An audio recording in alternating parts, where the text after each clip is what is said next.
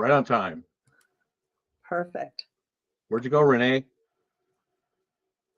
Oh, we lost Renee. Hi, guys. Renee. Hi, Robin. How are you, John? I think we are live. We are live. No one's here, but we are live. So John is is Renee supposed to be back in just a second? So welcome, everybody. If we're live today, we're flying blind because I don't have the controls. Renee has them, and he disappeared as soon as he said live. So I don't know. Well, Chad's here, so he's there. He out. is. Hi, Chad. How are you? I clicked the go live button and then I kicked myself out. That was awesome. This is like Laurel and Hardy show. Yeah, that's funny. There you go. Okay. Me too. Yeah, so I just need to share my screen, right? Whenever you're ready, you're going to go first and do your thing. I'm not doing anything yet. No, I'll wait to the end. Okay.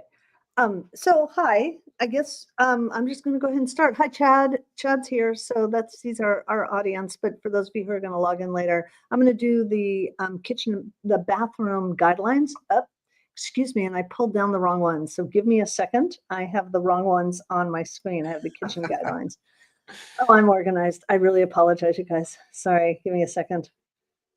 And you got to share that. If anybody else is out there, go ahead and say hello and let us know you're here.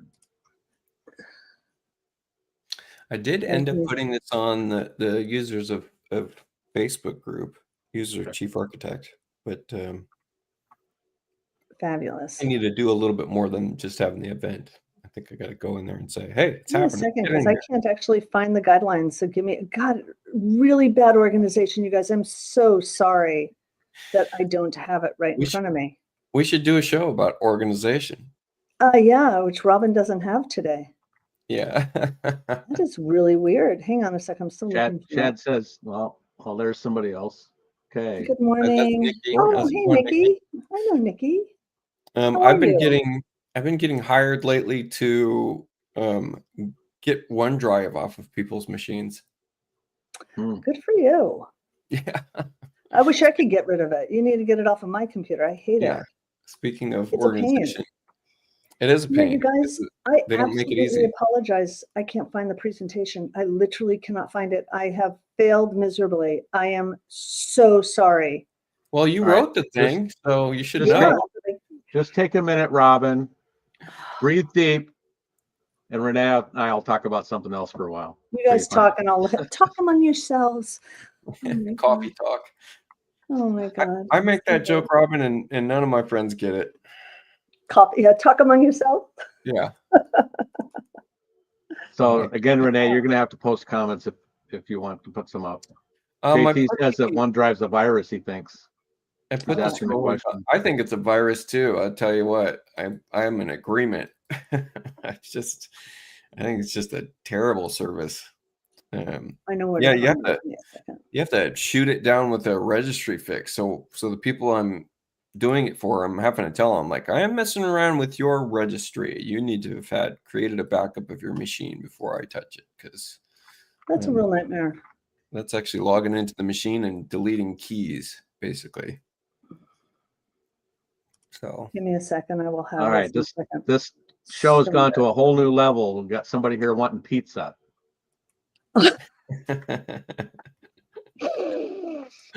Oh my goodness! Give me a second. I'm so embarrassed. This is so bad. It's getting to the end of the year too. You got to keep all this stuff tightened up, buttoned up. Yeah, you know. Yes, JT, we do use a Dropbox. Renee and I both do. I think Robin, you do too, don't you? Yeah, I use Dropbox. I actually use Dropbox and Google Drive. I've been moving a lot of stuff to Google Drive. I really have been. It's been okay, you guys. I am so embarrassed. I'm okay with Google Drive. All right, Robin. No more apologies. We got to talk while you're futzing around over there. Just let us know when you got it. Yeah, I will.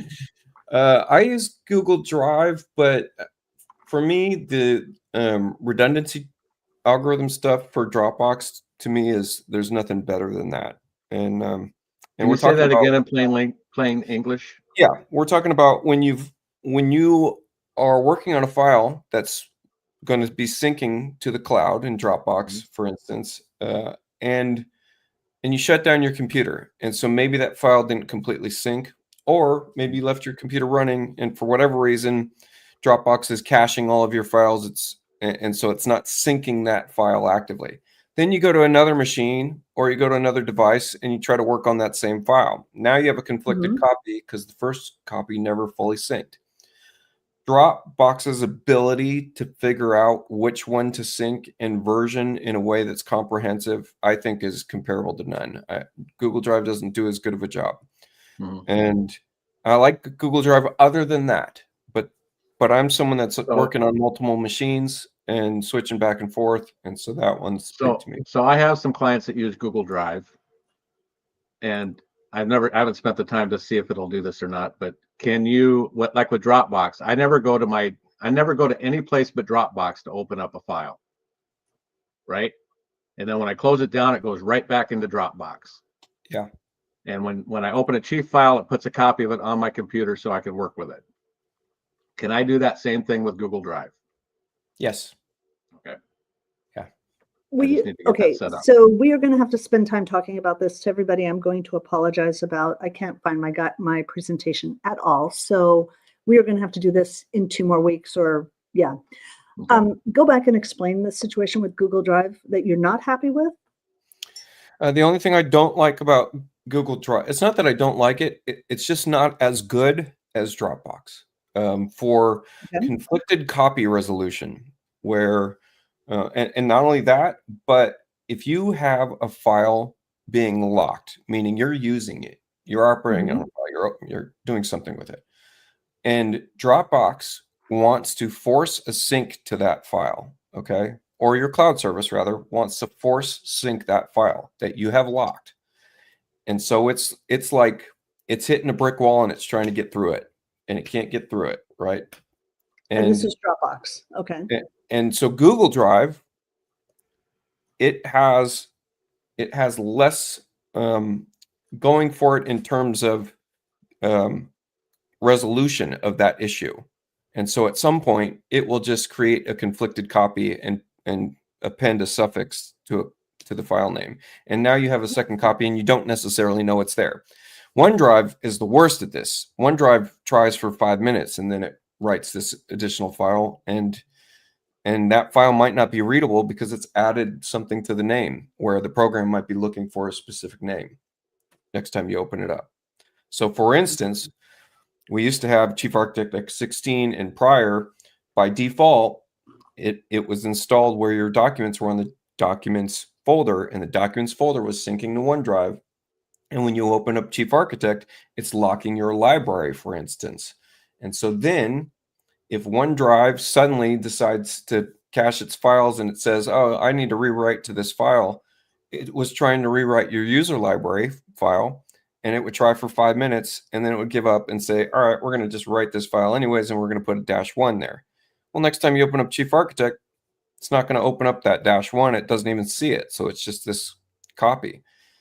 Over time, it could get flip-flopped where all of a sudden the conflicted copy is the one where you updated your library and added a bunch of things. And then unbeknownst to you, you got a past copy and you didn't check it for a while. And suddenly you lost data and you don't know why. And so that's a OneDrive problem. So don't use OneDrive at all. OneDrive is the worst culprit of that.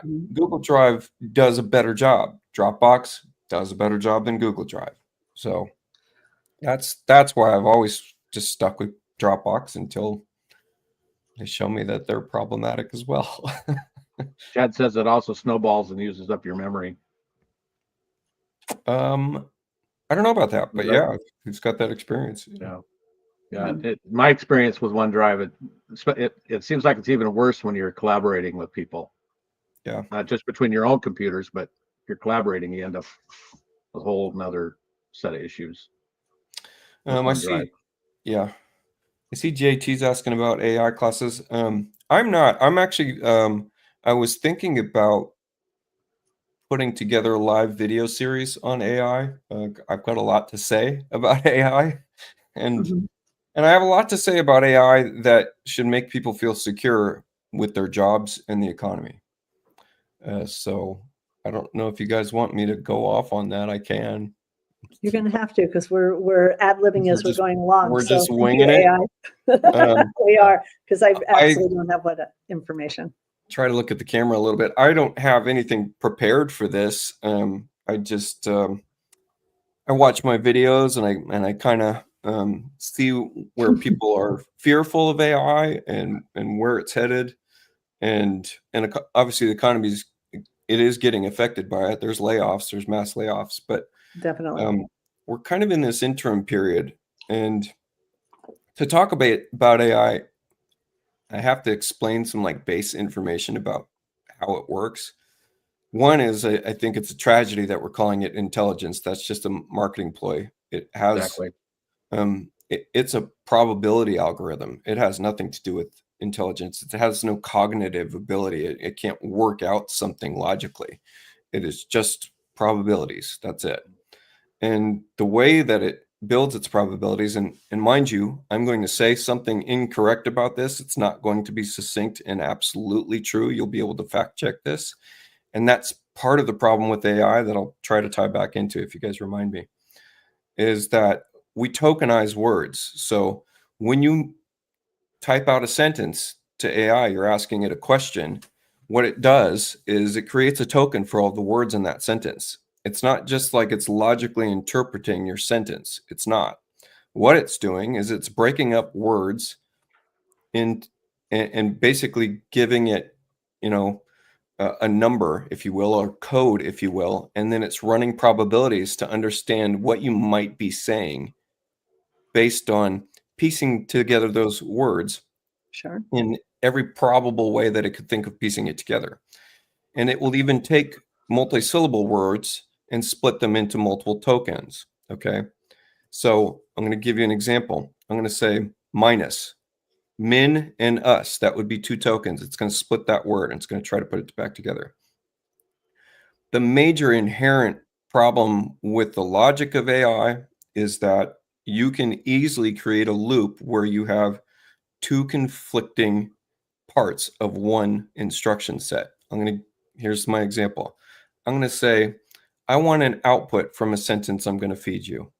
The sentence I'm going to feed you is some word, the character space, a minus sign, the character space, some other word. And then beyond that, minus sign, some other word. Here's my instruction. Anything past character space minus character space, I want you to omit. Anything past minus sign, replace the minus sign with a space. Here's the problem. If you manage to follow that, you might get to rewind the show for once. Here's the problem. We just gave it two instruction sets, and because it breaks it up into individual words, it's not going to understand both instructions. It's kind of like But Chief Renee- and the terrain tools in Chief. But Renee, you're using it for You're programming. not wrong. That's actually a great analogy, by the way. Yeah. Hold on, Robert. I want to say, what John just said, absolutely true. And I'm assuming you're talking about overlapping terrain data. Exactly. Yep.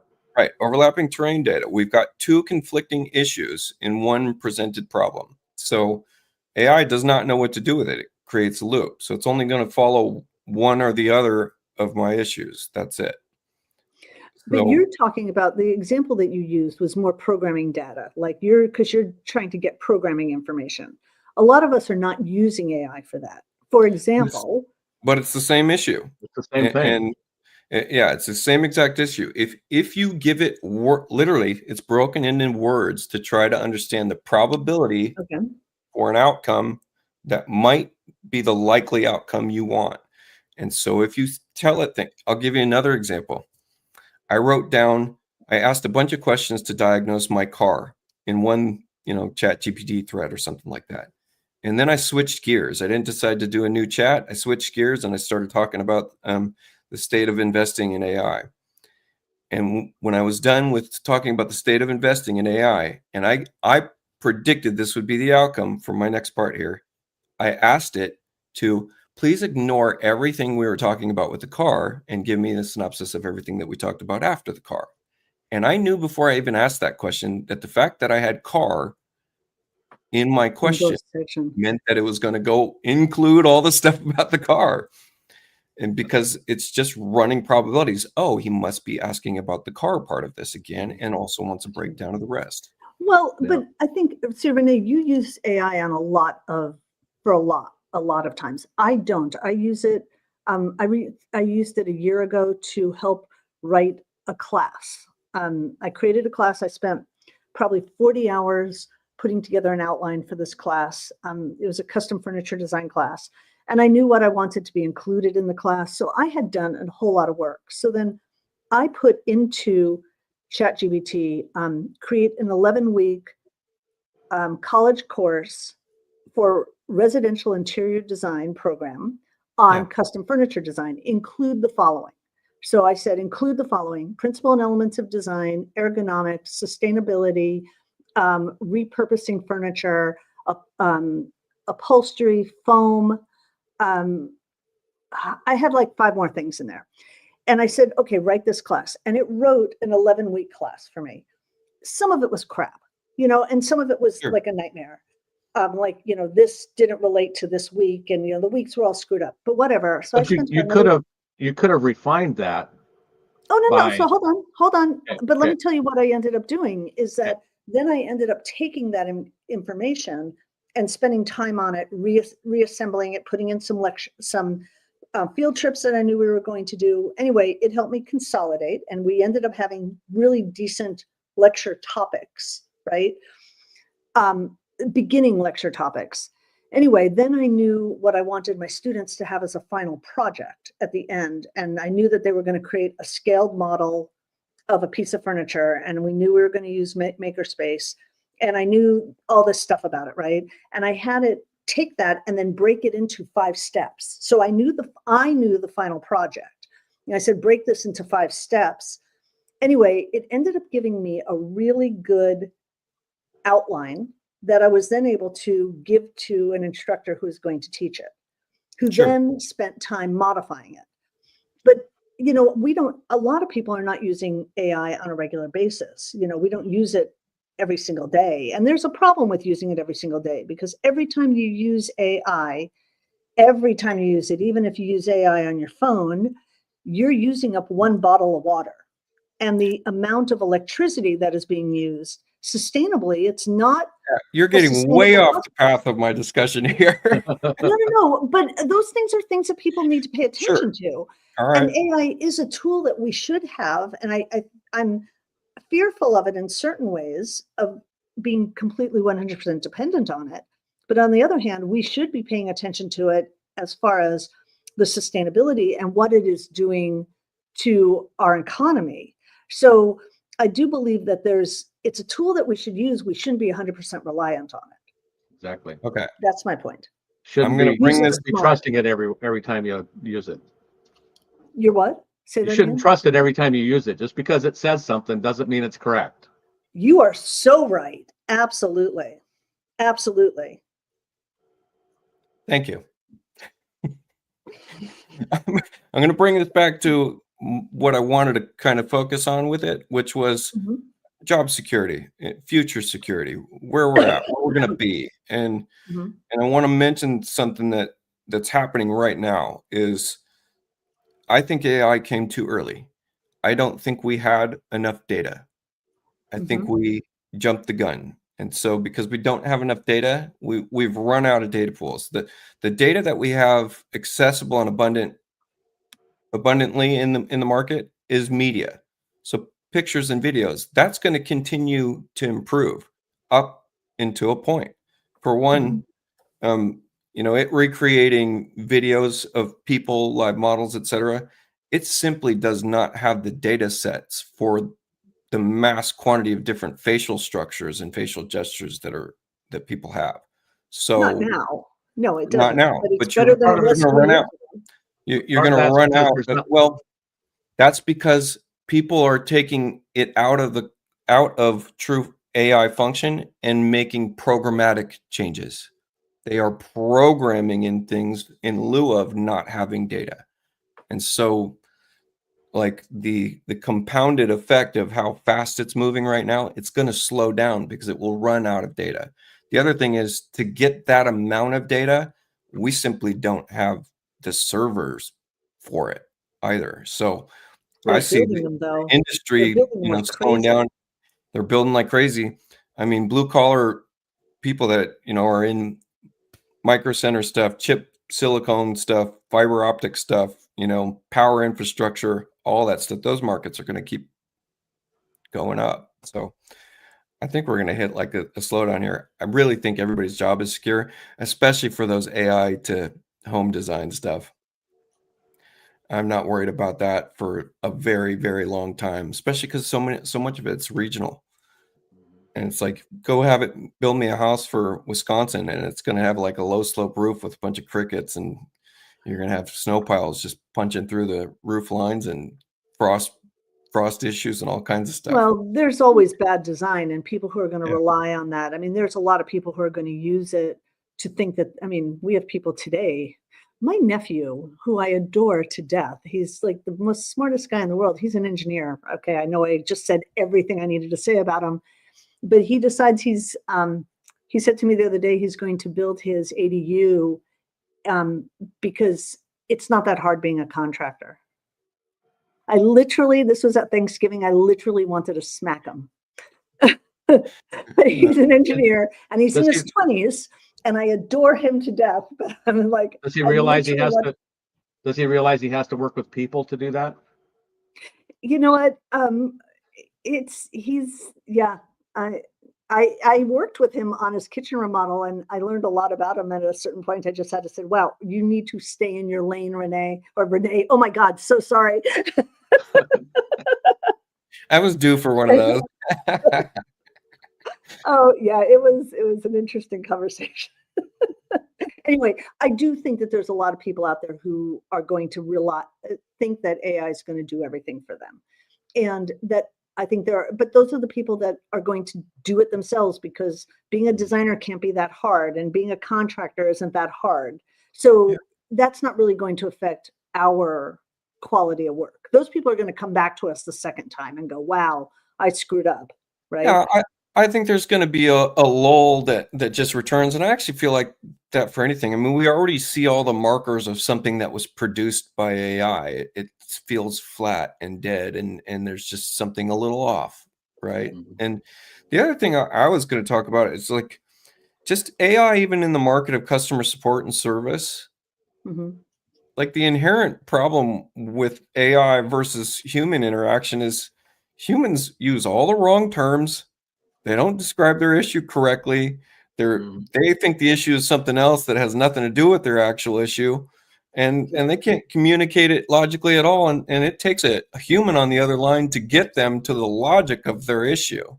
I mean, that's probably more common than someone actually calling and with succinctness using, precise words describing their problem in life. And so, and AI is just working with, something's wrong with this statement. Like maybe they mean this. And I really just feel like it's going to return back to because companies are replacing people with AI right now. And I think it's going to return back. Chris 1111 just said that he said recent commercials with AI. So he believes actors are at risk. That's why they went on strike a few years ago. Actors and writers, they went on strike for those reasons. I think to some extent, we're going to have a period where they are at risk. And then I think it's just going to return where we're just like, we're dying for something that is not. It depends. It depends upon our legal system. And that's a whole nother can of worms and we're not going to go there. But at a certain point, there's going to be regulation. And right now it's running wild with no regulation. And that's where we're going to have regulation on it at a certain point. And that's just kind of where we're going to have to be because right now it's running wild. Yeah. But again, it's a tool. And I think that if we use it appropriately and we use it sparingly, we don't use it every single day, and we use it to support things. Like I write most of my emails. I write like 95% of my emails, but when I have something that is a really complicated concept that I need to make sure that I'm saying it as politically correct as possible, then I'm going to take what I wrote and I'm going to ask AI to make it a little bit better. Or don't be as firm as I am, because I could be a little harsh in my writing, and, tone it down, or make it a little bit more firmer than I'm writing it. Then that's where I will use AI, but I use it maybe once every other week. I mean, I don't use it on a daily basis. So I think it's a tool that we as designers can use. And you use it a lot because you're always writing, you're doing programming. I mean, you are totally using it. I could do a breakdown of what I'm using for currently. I use it to, it will extract transcripts from my videos and then create chapters and then create description and tags and a social posts that I always end up editing the social posts, but that's one thing. Speaking of your most recent social post, I do have to give you, for those of you, this is a segue into Renee's video, the video that you did on the curved cabinet and the soffit piece. Yeah. I used it in class, and we ended up having, but we broke it down. We really talked a lot. I had written your instructions. When I watch Renee's videos to everybody, I watch it probably 5 times, writing every instruction down first. Okay. Because you always make, you go, oh no, don't do it this way, do it like that, right? So I write down all of the things, and I get everything all written down, and then I practice it, and then I watch it again. But that's but it's great. And we used it in class, and we ended up having that really great conversation that you had with me when we were in Idaho about each tool in chief. I know we're going totally off, that I'm totally talking off. But for those of you who are listening, this was an amazing conversation I had with Renee. This is like the best thing ever. We were talking about this programmer for, he's a modeler for Chief. And he said, he was talking about a steel construction he was doing, and that every single time he had to remodel the steel beam, because anytime there was a change, obviously we know we have to have that, there's all these details to it. And I'm like, I think you should be able to model that in Chief. And he said, no, you can't. So this is the best part. You hang out with Renee, and I said, can you do that? And he said, yeah. So he started talking to me about what each tool does in Chief, what each tool does. And this was amazing. So I'm like, well, it's not a window. It's not a cabinet. It's not stairs. And he started saying, well, think about something that you can move individual parts on it. And we ended up coming with railings. And it was like, oh my God. And Renee can create a steel beam. And you know how you have to change, anytime you make a change, you have to change the holes that are going to be put in there. It was the coolest conversation about Chief that I had. And it was so much fun to just sit and listen to how you think about how each object works. I guess so. Renee is AI. So for somebody who actually said, conversation for a second, because I'll come back to AI. I'll just quickly say what I use AI for mainly now, so that people just can think about that, and maybe that'll catch up to the comments. And then I'll switch to something. I want to talk about Home Designer for a second. But AI right now, I use what's called Cursor AI, and that's on my machine. And Cursor AI, I've mentioned this before, but it can read and write files. And so, Renee, it's showing in, Nikki says that it's showing in portrait mode. Can you change it to landscape? Showing in portrait. Our screen is showing, video is displaying in portrait mode, so everything you're sharing is on screen. It's very tiny. Is there a way to switch to landscape mode? He's got this simulcast Instagram thing. I don't know what that is about. You're not seeing my screen on the right-hand side. I'm going to stop sharing my screen. Maybe that'll be it. Vicki, I'm sharing my screen right now. Maybe you're not seeing that. So let's just switch it back to us on screen. I have this Cursor AI has access to the API keys of my Google account, so it can read through my emails, and it could read through my calendar. And so that to me is huge, because I can go, hey, show me everything I sent to Rigby Fisher and tell me what I quoted her on some projects, and list them all, and it'll just do that for me. So that's a big one. I have it running my budgets. I have it running investments for me, just tracking investments. I have it running contracts. It has a list of 20 main contracts that I use. And so it will put together a new contract for me. And then based on, just what I tell it in a few sentences.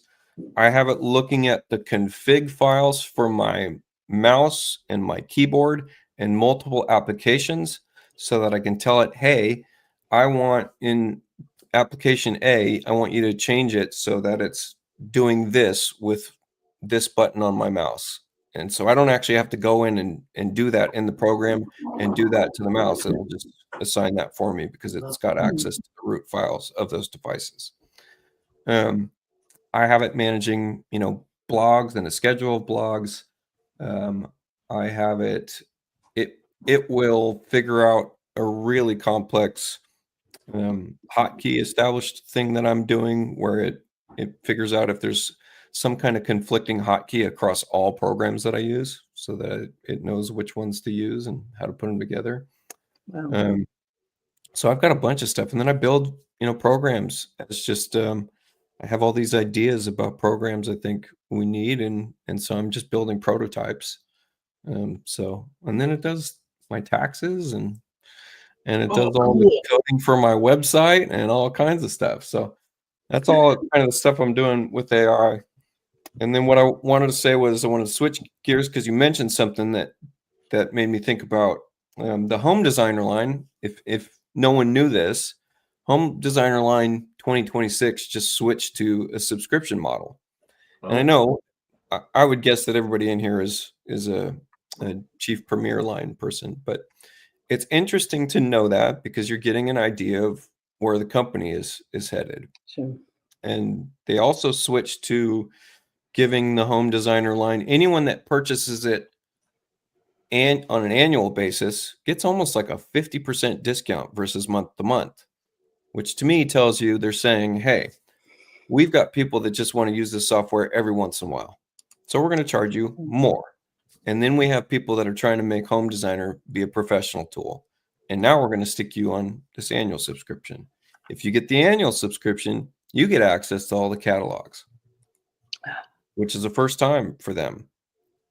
And then, and they get SSA, they get ray trace for the first time ever. They don't have access to bump and normal maps, but they get access to the catalog. So they have some, ray trace materials in there. And then just a small list of other things. And the Home Talk is similar to Chief Talk. So that's Home Designers Forum built by Chief Architect versus Chief Talk. Home Talk, you got people in there that are really irate that were hobbyist people that used the Home Designer line. But that's you can probably count on one hand the number of apps that you would use that you can actually get without a subscription now. Right? Everybody's going to subscription. Oh, yeah. Just in general. Yeah, I don't think I kind of understand it, Yeah, and I don't think I have an app that I use that I can think of that I pay for and I get forever. Yeah. Yeah, I saw a bunch of comments that was like, this is a cash grab and they're greedy. And I'm like, this doesn't make them more money. I think it's quite the contrary. But it does, guarantee an understanding of their net coming in before they start their development cycle. Because I think nowadays they probably have to do exactly what Apple does, which is develop 2-3 versions out. Right. Well, I think what it's doing is there's a few designers that I've worked with who started out using Home Designer and then realized it can't do all the things they want to. So they end up switching to Chief. And it's probably like it's a gateway drug. It's like a gateway drug, right? It's let's get more people to try it. And then, JT, you can call us. JT Design One. He says he really uses SSA calling all the time since he can't use you guys. You can call us. So you can call us. So Dan told us to tell everybody what we do on this show. So maybe this is a good time for that. So Renee, why don't you tell everybody what you do, what you have for sale, that kind of stuff. What we do. Okay. Yeah. I do a bunch of different weird stuff. I'm a designer. So I'll do full scope design, be it interior kitchens, baths, you name it. I design additions. I've been designing new construction more just in the last 2 years. But mainly my game is remodels. I get hired a lot for in what I call infill design and drafting. So I do a lot of the middle work of someone else's draft set or design. I do a lot of live design. I'm fast enough in the software that I will sit with a designer and go through the design live on a call. That gets stuff done really fast, and it's very enjoyable. But that's really for someone that instinctually has a lot of directives on what they want to do with the space. That works well for them. I do training, and I've been taking on more beginners, but that's all the way up to the power users and people that want to get really wild with Chief and other things. And then lately I've been doing stuff outside of Chief, which is on, file organization, cloud integration stuff, project management type things, integrating into CRM stuff, doing stuff with like data sheets, CSV, any kind of automation, any kind of systems building. I've got a lot of cabinet builders that want to build systems. So anyways, I feel like I'm hogging the air. Go ahead. Well, and I do training for beginners in Chief, beginners and intermediate people in Chief. And I am a designer, but I'm not, I can work with people on that. I'm a kitchen about designer, certified master of kitchen about design. But yes, but most of my job is full-time education now. So I do work with people, working with them to help you. If you have new people in the program that you are working with that need to learn how to do Chief, then I work with people like that. And Dan, Renee, you didn't talk about your store of stuff that you sell, did you? Oh, no, I don't. I didn't. Yeah, I spend 3 months out of the year developing templates and library items. That's a solid 3 months that I spend on that. So that is now a crowd-funded thing. It's become a passion project. The community really drives that forward. Man, do they make me feel like it's worth it, and it's fun, and it pays off. So it's really interesting to see that. So I've got a very popular template package that I think is reasonably priced. And then I'm converting it for metric. And then after that, I'm converting it for metric and Spanish. And I've got a partner on that. No. Cool. Renee doesn't sleep, you guys, just so you know. I think JT said that too. Renee doesn't sleep. I'm really excited for the Spanish thing because I don't know. I just find that fascinating. I'm curious to learn some new stuff. So yeah. Cool. And I do basically the same thing that Renee and Robin do, training people, helping troubleshoot plans. I have 2 other people working with me that we are subcontractors for other companies. We became their in-house design and or drafting.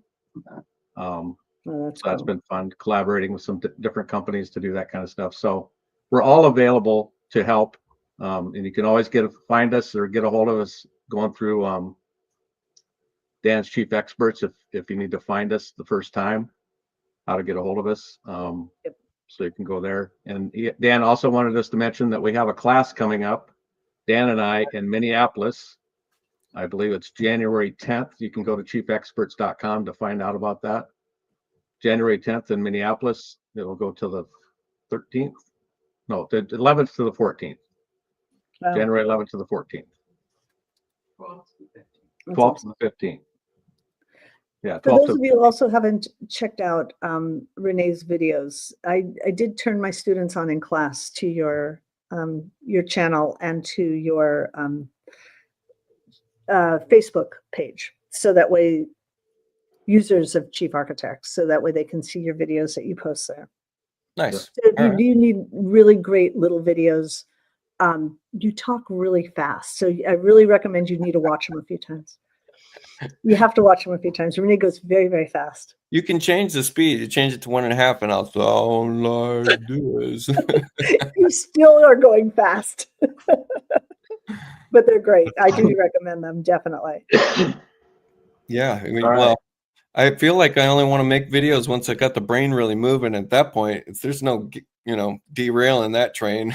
They're really great. Those of you who haven't watched the newest video, the curved cabinet one. He On the arch actually, cabinet. Yeah. yeah, the arch cabinet, you ended up giving away like the freebie stuff.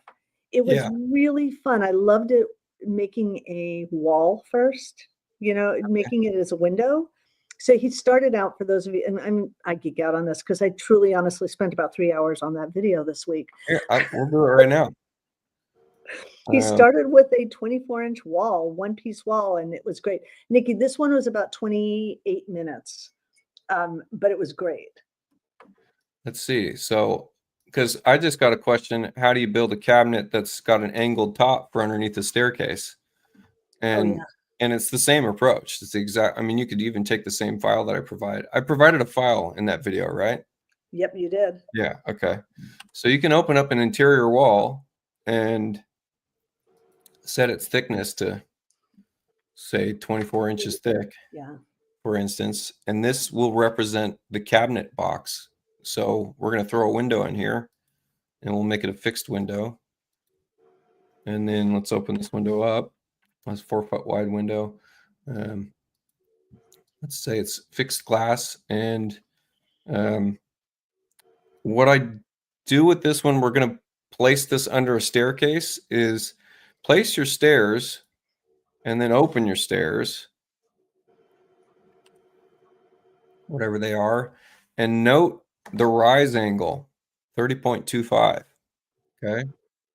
And so with that rise angle, then I'm going to make this a gable end wall, just so that we're sure we've got some kind of slope happening that's in line with this window. All right. Let me delete this outside wall. I'll make this gable.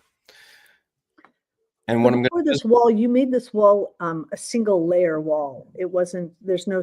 I did, and that was just to stop from confusion in the video. But you don't need it to be a single layer wall.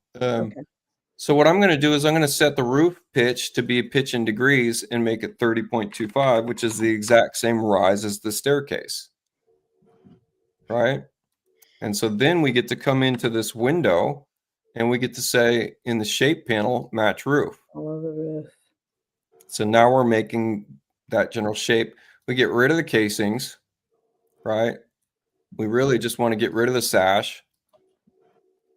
You turn this thing around, what does that look like? It looks like a cabinet box. So and that becomes, if you want a face frame on it, you just put a frame on it and casing. You put the casing back on it if you want. You just put a square casing on it. It's brilliant. You'd want to go to the general panel and say separate trim and materials on each side so that we could turn that casing off on one side. Change your offset, your reveal offset. So it's not giving you reveal. 0-inch reveal, make this a square, etc. The other thing I want to mention, and I just did this to my own library the other day, is I'm oftentimes just looking for a square or a round or pipe or cylinder or all that stuff.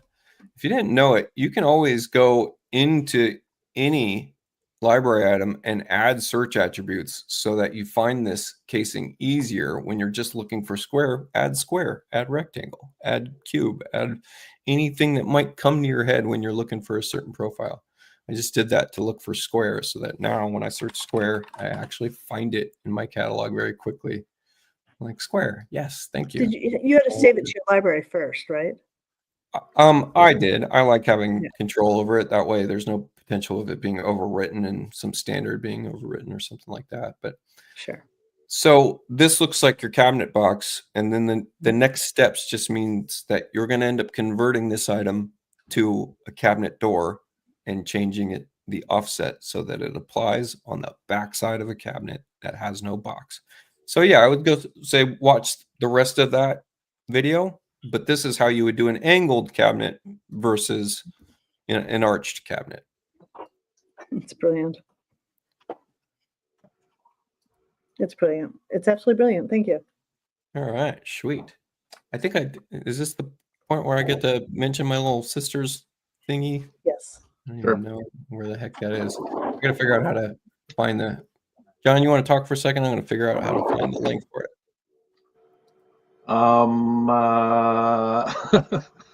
Perfect. I got the link. Got it. Good job. That was awesome. I'm going to drop this in the comments. I don't use my social groups for personal use. I mean, almost never. You know, I've got the users of Facebook groups, got 15,000 people in there. Other people break more rules than I do in that group, and I just say that to say that this one's important to me. And I asked for permission from Dan in the group about this to see if it was on brand or not. I'm going to drop this in the comments. This is a GoFundMe, and this is for my little sister's dog. We just found out that this little Chihuahua, who is just my sister's world, she's 30 years old. She's 31 years old, and she's had this dog for 9 years. So a lot of her adult life, and it means the world to her. And this dog has a benign, now 3-centimeter tumor in her stomach. And that dog is it's a little Chihuahua with a golf ball in it, basically. And she's in the surgery operating room today. So, and it's an extremely expensive operation, and there was no question that she was going to get it done. And she's just a broke little 30-year-old kid. And if you feel like helping out, that's all I'll say about it. I'd appreciate it. I will say, if you donate, shoot a message to me, because I plan on giving out a digital package for anyone that felt like donating. I don't care how much it is, $5, $2. I don't even care. I'll give you a digital package. Let's make it be fun. Part of that digital package is going to be a 3D model of little Amaya, who is in that GoFundMe, and I appreciate it. And thank you. Oh, that's really cute. Great. All right, we got to kill air for 15 minutes still. Well, we should probably talk about the academy. Would probably be a good idea. Oh, She Pro said First Academy? Academy. How many Pro people? It Academy. would be really interesting to find out how many people are in the academy, are using the Pro Academy. Yeah. You can't get to his website, right? So that's Yeah. actually just to talk about it. It's open, and there's no wait list to get into the academy right now. Right. Okay. And we've met 5 days, I guess. We do, I think it starts at 9. We do an hour and a half of just kind of what we do on the show here, but you get to interact verbally with us, with Dan and I. I've been on everyone. Dan's been on everyone. I've been on everyone so far.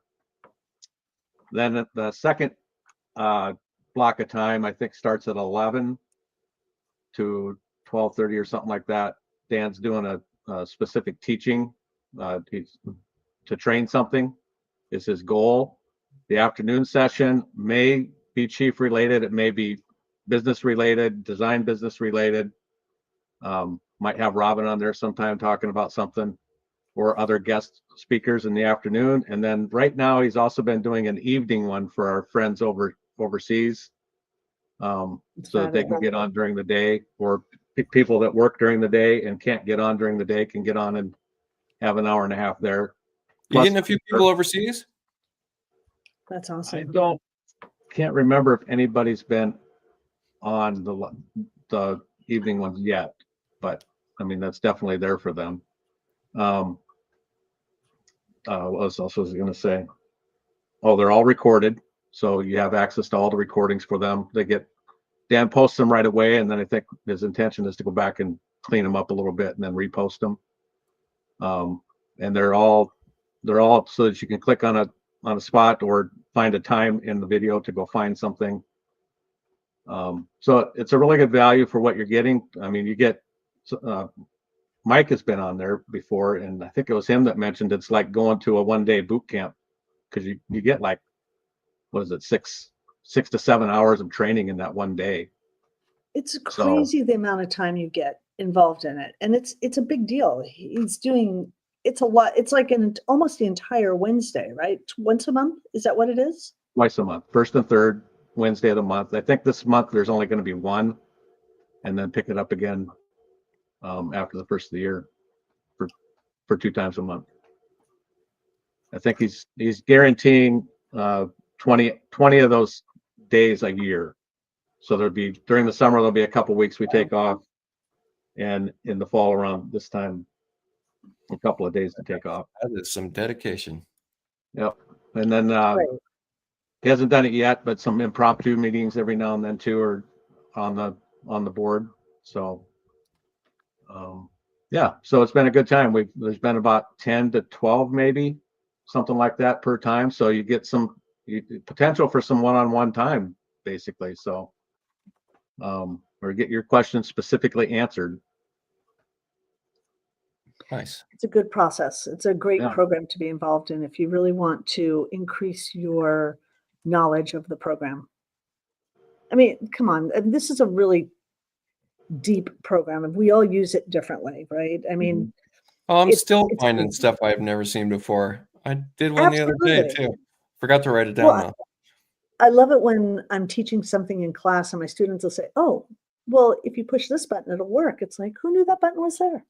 You Yeah. know, that's the thing. And the thing that I learned more about hanging out with you guys and learning about the program, the thing that I love the most about what Dan has always told me is push a button. You have 50 undos. Yeah, Seriously, go how much ahead. can you mess Just try something it. up You're when you right. have 50 opportunities to make a mistake? Yep. Speaking of Jamal, buttons, look can, at this. oh There's yeah, that's a strictly an really good icon one. package available of all chief icons. If you, I could tell you where it is on a PC. I do not remember on a Mac.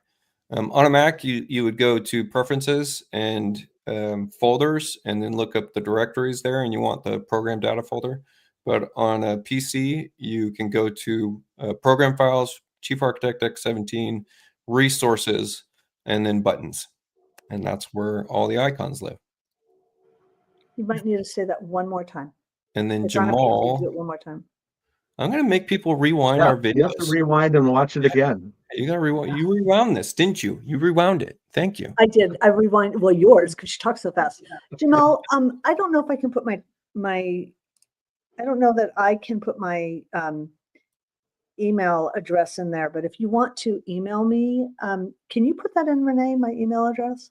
You can also go find it on Chief Experts.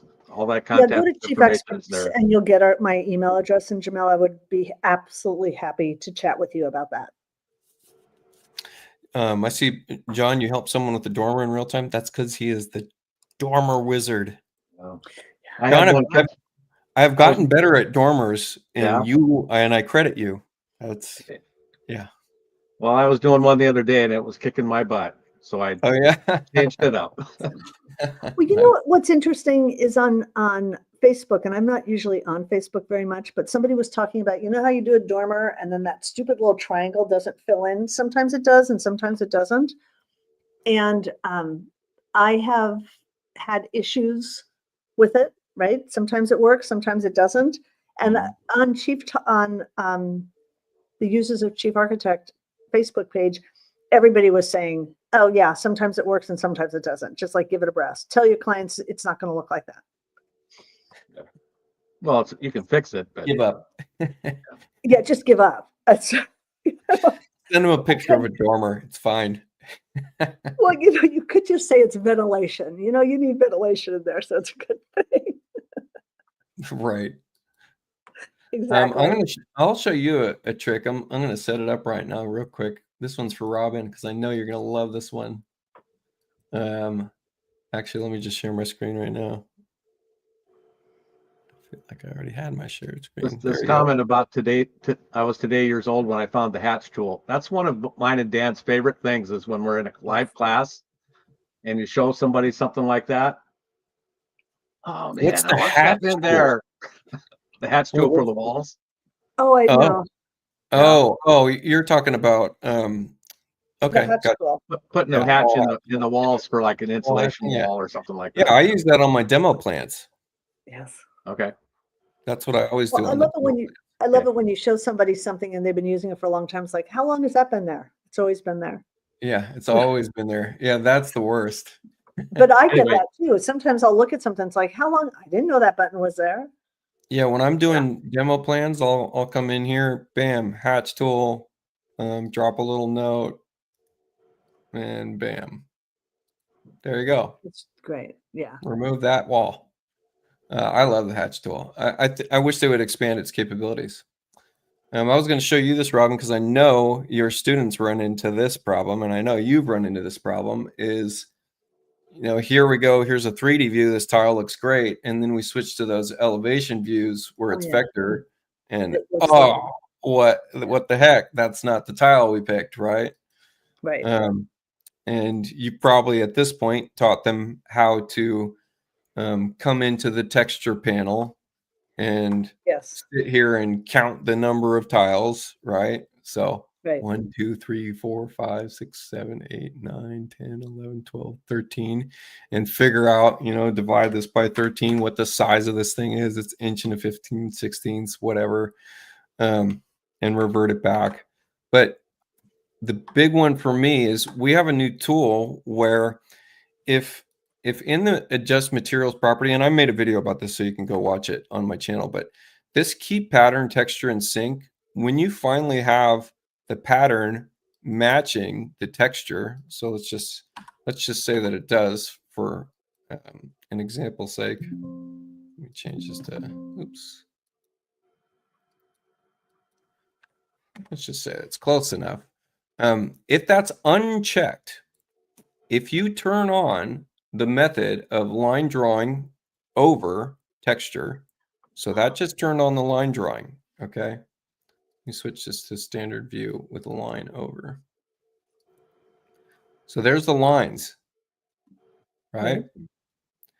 If you use the new tool Chief Architect gave us, this guy right here,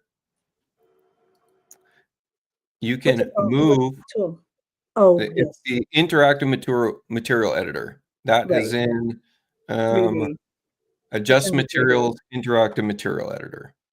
Okay.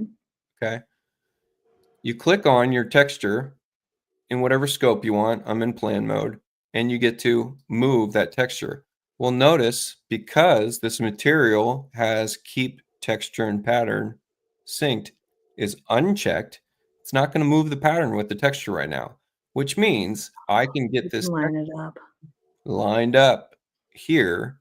And once I've got it lined up and I'm ready, then I'd go back into this, check keep pattern and texture in sync. And then next time I go and try to move that around, it will move that pattern with the tile. Nice. Cool. Yeah, and that's one shows up in TV. Yeah, we used to have to guess at that like a million times over just to try to get that all lined up. So yeah, there's my little designer tip. I run into that with all the interior design people. That I love it too when people were like, I put in the pattern 2 and 6 and it's not a 2 and 6 inch pattern in the 3D view, and they don't understand that there's no real true correlation between the two. Right. That's great. But it's not lining up. If you look at the top, you have an extra line in there at the top and in the bottom. Oh, well, because I didn't actually put the right dimensions in. You didn't put the right size in, right? Okay. I don't know what size this tile is. Yeah, it looks like that tile from Bedrosian. Maybe or the really expensive stuff from Ann Sachs. This is one of those like 3D ones that's like some of them are 3D and some of them aren't. Yeah, it's a great tile. Bedrosian has that. That's really cool. Or is it like a wow tile? Probably. I don't know. I like that. Well, we did really well covering by chatting just about a lot of other things. Yeah. And can you believe we already have just one more show for 2025? Oh, that's pretty wild. Yeah. Yeah. Oh my goodness. Yeah. Yeah, that's kind of crazy to think about that. That's where we are now. Yeah, and it only took me to now to actually putting it in my calendar for every first and third Friday. Nicely done. I just figured out how to do that. I feel like we should share these kind of tips. I had no idea you could do that. I couldn't do I couldn't do first and third Friday, but I could do every first Friday as one event and every third Friday as another event. There you go. Yes, I think that's what it has to be done. Yeah. Man, there are so many life skills you got to know to be in this industry. It's crazy. I mean, we got to manage all kinds of stuff.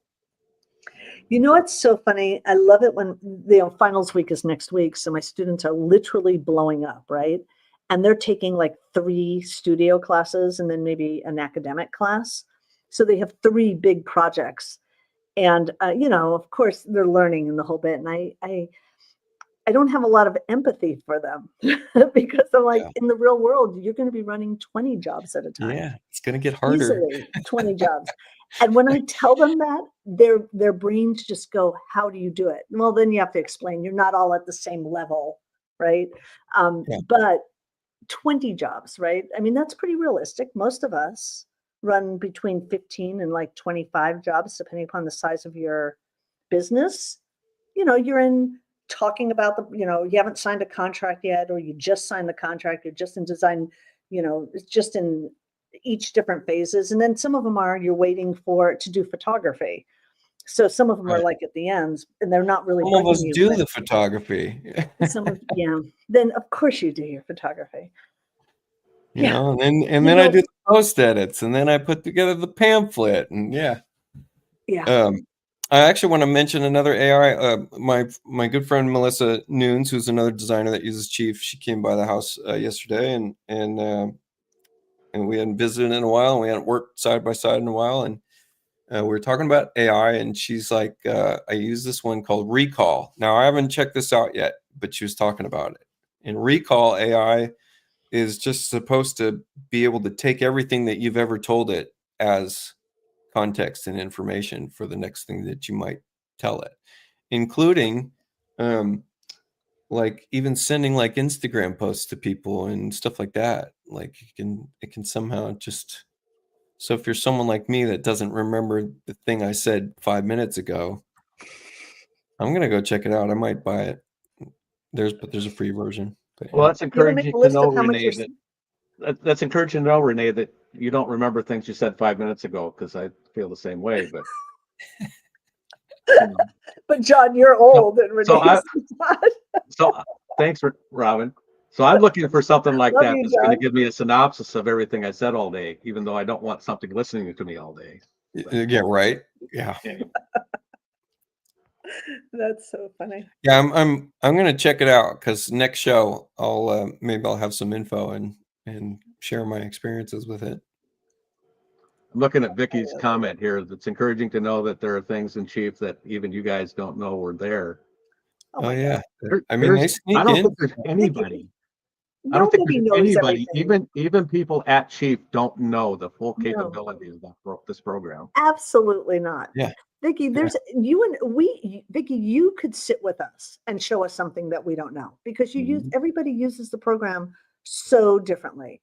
Yep. Everybody uses the program so differently, and you're amazed, right? It's such a huge program. That's the thing that's so much fun about it, is because every time you use it, you learn something new.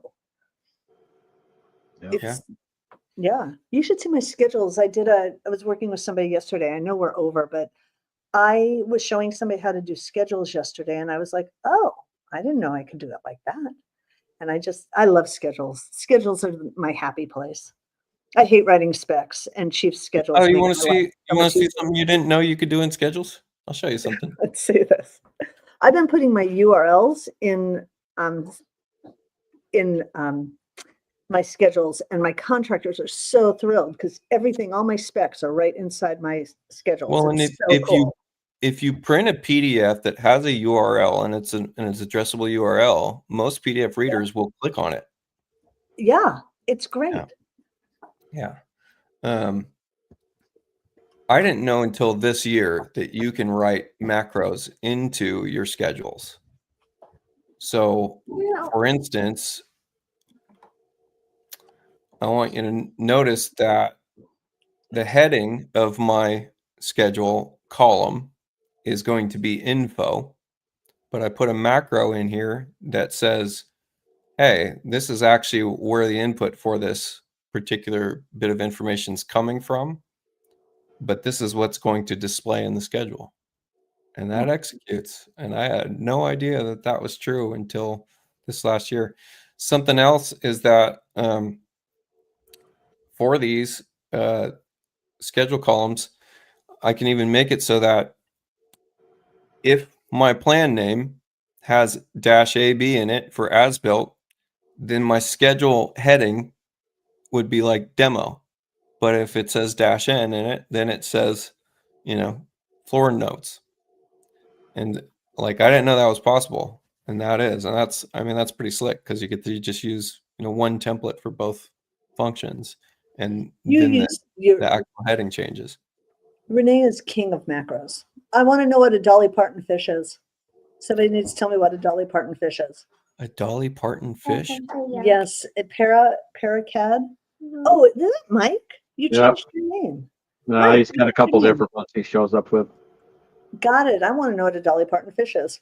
I didn't know that was, or he's just teasing. Dolly Parton's. I don't know if it's if it's a fish. I think he's just talking about Dolly Parton. Did he correct it already? Is it Varden? Varden, Dolly Varden the Varden. fish? Okay, it is Varden. There you go, AI. A few different ways. Okay, you guys, we kept He's you all talking that long in. enough. Thank you guys for staying and listening. This was a great conversation. It was fun. Everybody have a great day. Yep. All right. Bye. Bye. Take care. Oh,